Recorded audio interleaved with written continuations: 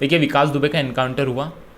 अब जिनको थोड़ी राजनीति की चूल है उनका ये कहना था कि इससे पूछताछ होती तो ये जो भी नेता है, जो भी अधिकारी है जिसने इसकी मदद की है, वो इनके नाम बताता। अब आप देखिए, अगर इसका एनकाउंटर नहीं होता, ये अगर ये कानपुर पहुंच जाता, 24 घंटे में इसको कोर्ट के सामने इसको पेश करना पड़ता, पुलिस इसकी रिमांड के लिए बोलती कोर्ट इसको रिमांड भी दे देता। अब देखिए, जो अभी बयान दे रहा है कि हाँ मैंने मारा है, या जो भी इसने काम करे हैं, रिमांड में ये अपील करता कि इसे भी वकील मिलता। क्योंकि अगर हमारे देश में तो ये रूल है कि किसी भी अपराधी को इसके भी वकील बोलते हैं, इसके वकील के सामने इसके जितने भी बयान हैं सब इसके वकील के सामने लिए जाते हैं। अब आप देखिए कि ये जितने भी जो अभी इसने एक्सेप्ट कर लिया कि हाँ मैंने करा है, ये सारे बयान बदल देता।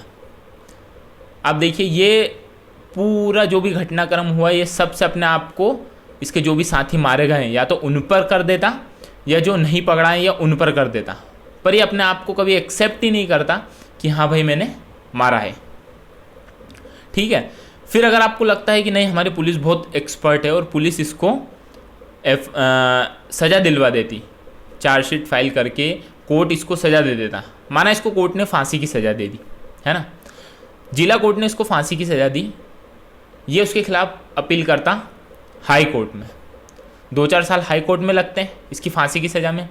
हाई कोर्ट से ये अपील करता सुप्रीम कोर्ट में। ठीक है, माना सुप्रीम कोर्ट ने भी इसको फांसी की सज़ा दे दी।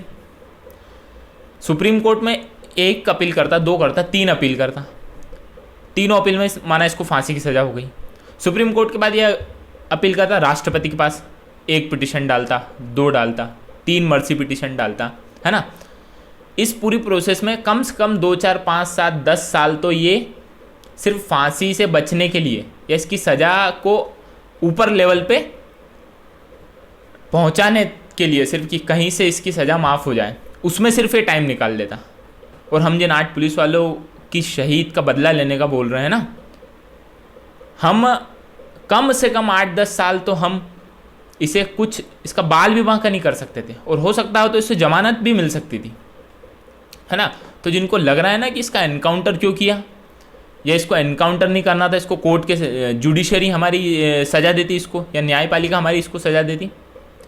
अब देखिए, हमारे यहाँ अजमल कसाब जिसने 26/11 का हमला किया था मुंबई पे, उसको सज़ा दिलाने के लिए उसको तो रेड हैंड रंगे हाथों पकड़ा गया था, बिल्कुल सारे पुलिस वालों के सामने। उसने एक पुलिस वाले को पकड़ते वक्त AK-47 से उसने हमला किया था, जिसमें पुलिस वाले शहीद हुए थे।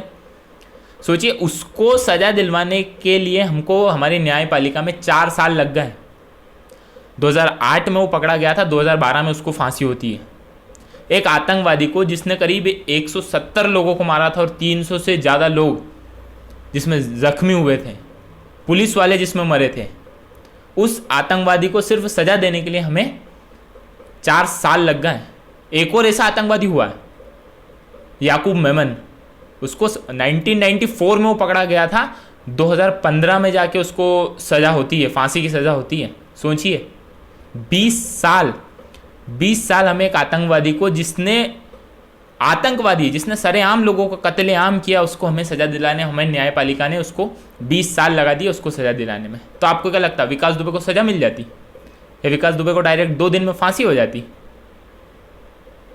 निर्भया का केस आपने सुना होगा, 2012 में केस हुआ, 2020 तक उन्हें सज़ा नहीं मिली। 2020 में जाके 4 बार राष्ट्रपति के पास उन्होंने अपनी मर्सी पिटीशन जब फेल हो गई, उसके बाद उन्हें फांसी की सज़ा मिलती है। अच्छा, और जिनको लग रहा है कि ये नेताओं के नाम कबूल देता तो नेताओं को सज़ा मिल जाती। आप बताइए, अगर ये 4 नेता के नाम भी कह देता जिसने इसकी मदद की है, तो आपको क्या लगता है कि हम उन नेताओं को फांसी चढ़ा देते? आपको क्या लगता है हम उन नेताओं को टच भी कर पाते हैं?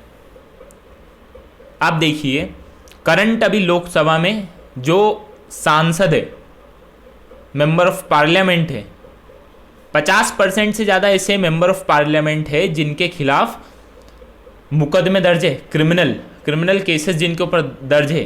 कहीं के ऊपर 302 मर्डर का लगा हुआ है, कहीं के ऊपर अटेम्प्ट टू मर्डर 307 लगा हुआ है।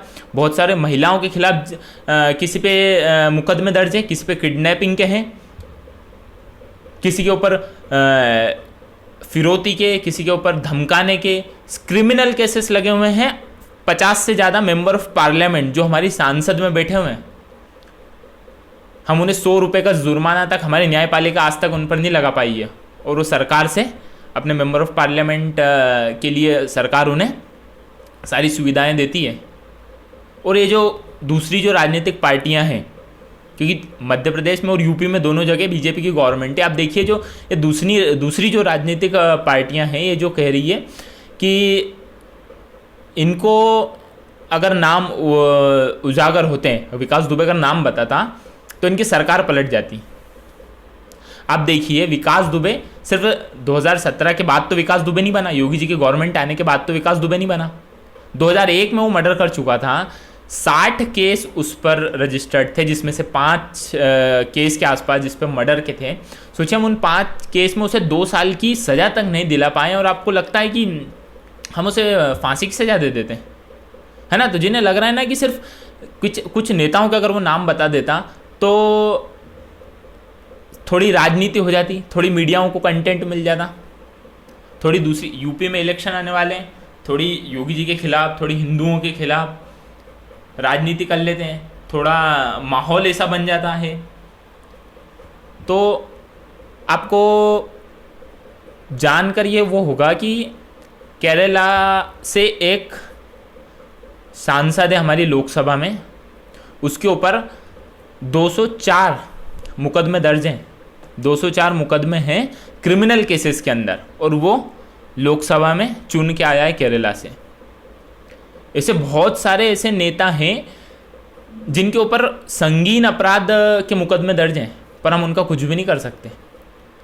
वो हमारे लिए कानून बनाते हैं, और हमारी ये सोच है कि वो कानून इन नेताओं का कुछ कर सकती थी, है ना। तो जिन्हें लग रहा है ना कि सिर्फ आपके राजनीतिक चूल की वजह से 2-4 दिन के लिए ड्रामा हो जाता कि भैया ये नेता इसने इसकी मदद की, इसने इसकी मदद की, अगर सही में अगर सज़ा दिलवानी हो ना तो ये नेताओं का पूरा रिकॉर्ड है ना। इनके खिलाफ आप आवाज़ उठाइए, बोलिए न्यायपालिका को कि इनके खिलाफ जो इन पे केसेस दर्ज है उनमें कुछ डिसीजन आए। अच्छा हुआ विकास दुबे को पुलिस ने बिना कानपुर ले जाए इसे मार दिया, वरना जो 8 पुलिस वाले, जो 8 जवान जो शहीद हुए हैं ना, 10, 20, 50 साल लग जाते हैं उन्हें अपनी बलिदान के लिए, न्याय इंसाफ दिलाने के लिए, है ना। तो जिन्हें भी लग रहा है ना कि विकास दुबे का इनकाउंटर क्यों हुआ, वो थोड़ी सी मानवता लाइए अपने अंदर और समझिए विकास दुबे का इनकाउंटर कितना ज़रूरी था। धन्यवाद।